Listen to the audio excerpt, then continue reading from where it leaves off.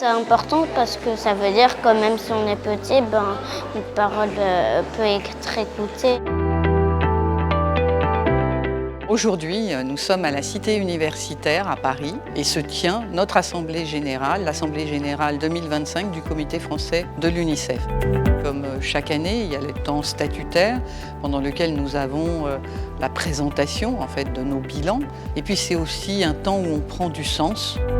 C'est un moment très inspirant. C'est surtout pour moi un concentré d'idées, un concentré de projets, un concentré de belles personnes, de personnes passionnées. On est tous là pour travailler, pour aider aux droits des enfants. Et on a plein de points de vue sur des choses différentes. On rencontre du monde, il y a plein de formations qui sont proposées. C'est hyper épanouissant.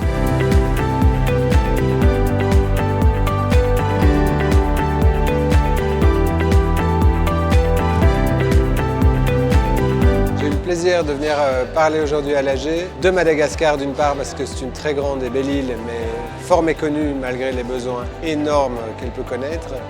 Et puis je me suis focalisé sur le changement climatique et j'ai essayé d'expliquer à quel point l'UNICEF était légitime sur ce terrain-là, parce que toutes les études nous montrent qu'effectivement c'est l'enfance qui est la plus durement frappée par les effets du changement climatique.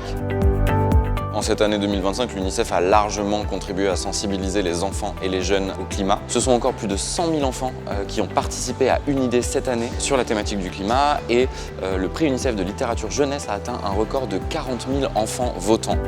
Nous avons également créé un jeu, Ecological, un jeu ludopédagogique qui permet de mobiliser les jeunes et de leur faire comprendre le lien entre objectifs de développement durable et droits de l'enfant. Je pense qu'il y a un avant et un après AG quand on est bénévole et qu'on participe à ce type d'événement. Parce qu'il y a une effervescence, il y a une émulsion, il y a le fait de se dire que je fais partie d'une communauté, de la famille tous UNICEF.